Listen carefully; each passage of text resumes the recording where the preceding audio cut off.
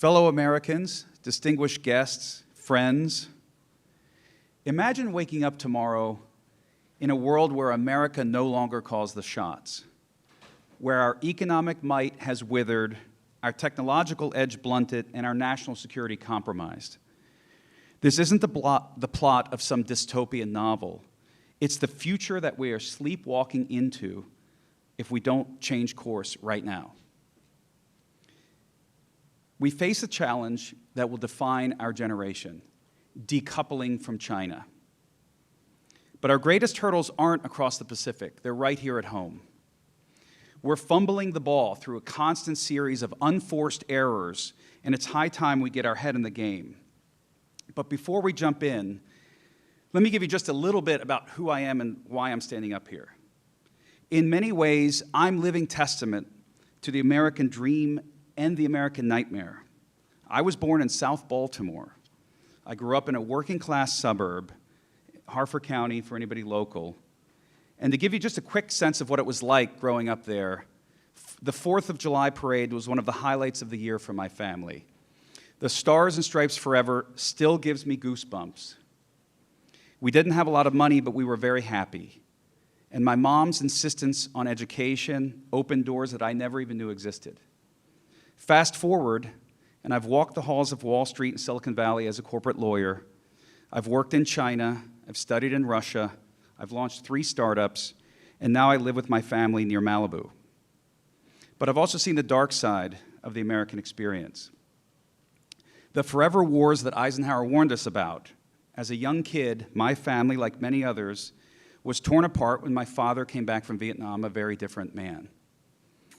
This journey from South Baltimore to the corridors of power, coupled with my time in the Department of Energy, gives me a fairly unique perspective on what's at stake. And let me tell you, what's at stake is nothing less than the future of American prosperity and global leadership. Now picture this, America's heartland, once a symphony of bustling factories, now a quiet eulogy to jobs lost and dreams destroyed. But in these broken down towns lies a sleeping giant of American ingenuity. And today I want to talk about how we wake that giant up. And I've broken it down into 3 broad categories of obstacles that we must overcome on the path to decoupling from China. First, there are political blockers, both exogenous ones, but frankly, mostly internal domestic ones. When challenged internally or externally with political gridlock, we have to empower our people to bust through those blockers. Second, legal. I'm going to talk to you about CFIUS in just a second as an example. But the point is that we have some good laws in place already that we can use. We just have to actually start using them. Third and finally is the enemy within. Those of us ready to compete to sell the CCP the rope they will use to hang us, and those of us too worried about our own well-being to do anything to stop it. It's the principal agent problem. Now let's start with a story that illustrates the madness that we're dealing with. Imagine a piece of equipment so crucial that without it you couldn't turn on your lights or your computer or charge your phone or your car. I'm talking about large power transformers, or LPTs. These are the backbone of our power grid. And these behemoths can weigh up to 800,000 pounds, which is about the same as 2 Boeing 777s. We haven't really made any of these on American soil since the 1970s. Instead, we've basically outsourced production mostly to China, handing over the keys to our power grid to a country that has declared a people's war on us. It's insane. When I discovered this while working at the Department of Energy in October 2020, I didn't wait for an interagency meeting or propose a new 5-year study, of which we already had 2. I called the CEO of the production division of one of the big 3 manufacturers. I assumed there was some complex, market-driven, rational explanation for why we weren't making LPTs here at home. Well, guess what? There isn't. This manufacturer actually said that they'd be happy to bring LPT manufacturing back to America. In fact, they'd already mapped it out because the Chinese supply chains were so inconsistent. All we'd have to do is cover the cost of training our workforce to learn how to make them again. The price tag, $15 million a year for the first couple of years. I was literally shocked. I thought for a second her German accent was playing tricks on me. I remembered billion in German starts with an M. So I confirmed. And yes, she said $15 million for 2 or 3 years. This is the DOE that gave $3 million to a coffee company to research how to reduce the energy it uses roasting coffee beans. Okay, so here's where it gets worse. Then I said, hey, I'm pretty sure I can get that money. And I said, how soon can we start? Let's go. She said, after the 2020 election. Call me back after the 2020 election. So let that sink in. A foreign company, ostensibly a friend, was playing political football with America's energy independence, and some in our own government, including political appointees, were perfectly content to let them. This brings me to our first action item. We need a Made in America mandate for all critical energy infrastructure components. No more waiting for election cycles. No more outsourcing our security. Let's set a goal. Within 4 years, every medium and large power transformer on American soil is made in the USA. We control enough market demand that we can force this to happen. Now, let's talk about legal loopholes big enough to fly not one, but many Chinese spy balloons through. During my time vetting foreign acquisitions of American companies, I spotted a European firm trying to buy a US energy startup. I Googled them, which, by the way, I don't think a lot of government reviewers bother to do even basic stuff like Googling these companies. But I found some Chinese nationals on the board of directors of the acquiring company. So I wrote back asking if any of the Chinese directors were members of the Chinese Communist Party.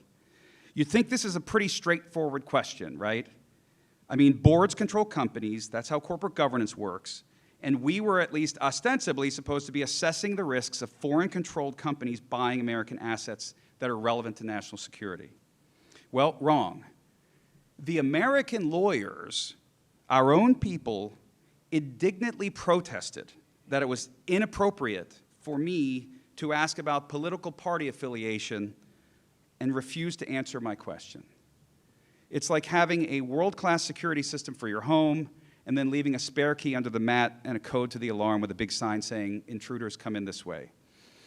This leads us to action item number 2. We need to give teeth to many of the strictures that we already have in place to defend against commercial aspects of the unrestricted warfare China is prosecuting against us. The CFIUS process is weak sauce, but let's at least enforce full disclosure. Any entity looking to acquire an American company must provide complete transparency on their leadership's political affiliations and connections. No more hiding behind legal jargon. And here's the kicker, and this is where it might get personal for some folks here.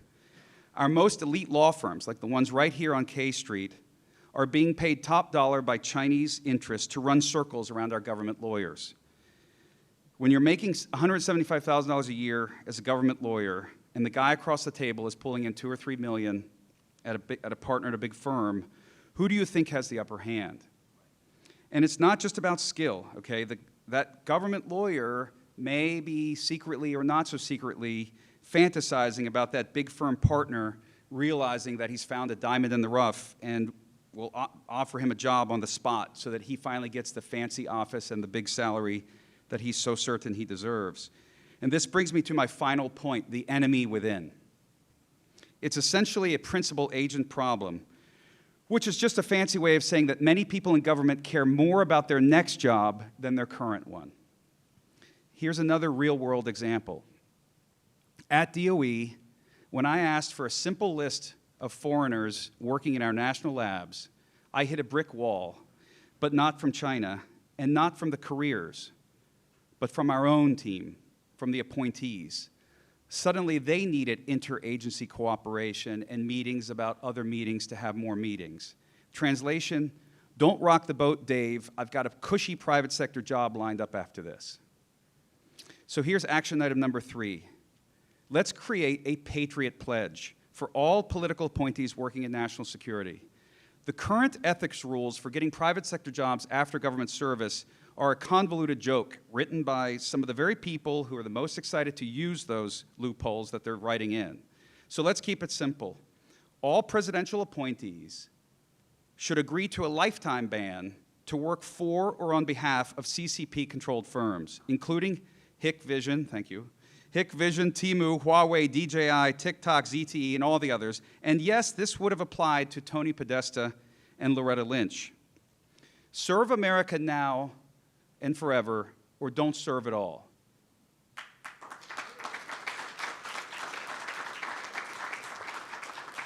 Now, I hear skeptics saying, it's not that simple, the global economy is interconnected, yada, yada, yada. To that I say this, it's victory or death. This is not a game, there are no do-overs. Losing to the CCP is not an option for you or your kids. And look, we know how to win. Whenever Americans decide to win, we do. But we didn't beat the Nazis by forming committees, and we didn't beat the Soviets with timid half measures. Let's channel that American spirit once again, and here's my modest contribution to a battle plan. Number one, revitalize American manufacturing, especially in energy. Let's not just bring back LPTs. Let's identify every critical component of our energy infrastructure and within 5 years produce at least 80% of them domestically and get the rest from real friends. Tax and other strategic incentives for companies that reshore, penalties for those that don't. Number two, give teeth to our existing legal defenses and construct effective new ones. I use CFIUS as an example, and I don't know if it was deliberately constructed as this ad hoc administrative amoeba on purpose to make it less effective. But let's just do what China does. De jure, cross-border M&A deals in China have to be approved by MOFCOM, their Ministry of Commerce. Now, in reality, of course, it's the party. Why not make it just as simple here? Direct the FTC to block cross-border M&A deals that threaten our national security. Heck, the FTC has proven over the past 3 years that it's very effective at blocking basically all M&A deals that are in our national interest. Okay, number three, cultivate patriotic public service. Besides that Patriot Pledge that I mentioned, let's create fast-track programs for successful business leaders to serve in government when they otherwise have significant reasons not to. So, for example, 2-year stints, provide support staff to help with the insane amount of paperwork it takes to get going, especially with security clearances. Look, I got full queue in less than 2 months. There's no legitimate reason it should take longer, certainly not a year or a year and a half. Give them a clear mission. Give them backup to cut through the BS. And this is especially true at the cabinet departments. If the secretaries and DepSecs won't support them, make sure the White House liaisons are willing to move aggressively to circumvent back to the White House by giving the liaisons real authority and putting people in those positions who have the balls to use it. I'm living proof that a private sector operator who otherwise simply would rather not can come in, work on fixing what's broken, and then get out. For good measure, I'll add another policy prescription, and this one might rub some of you the wrong way. We should do what they do, like using government spending in ways that strengthen our policy objectives. Like Tony's brother, John Podesta, who oversees a $370 billion government slush fund for clean energy investments. Do you think he's going to put 1 cent into companies owned or operated by anybody in this room? The good news is that if we were to do it, all the money would go to people and businesses that are actually fighting on behalf of real America, not private equity overlords, oligarchs, or stateless multinationals. Look, in closing, my friends, the path ahead isn't easy. We're in big trouble. But we've been in big trouble before. And you know all the memes, crossing the Delaware, storming Normandy, planting our flag on the moon. We did all of this and more because that's who we are. We are Americans, and we are special. We crush our enemies, foreign and domestic. So I'll leave you with this. Let's do it again, together, as patriots. The challenge of our time is here, and it's an age-old enemy, but with a new face: evil. And with it, the enslavement of your body and your mind. This time, its champion is the Chinese Communist Party and its allies here and around the world. And their goal is global authoritarianism. To anyone who might question our commitment to freedom and liberty, I'll just say this: we are going to win, and our grandchildren will look back on this time and say, this is when America finally reclaimed her destiny. Thank you very much. God bless you, and God bless the United States of America.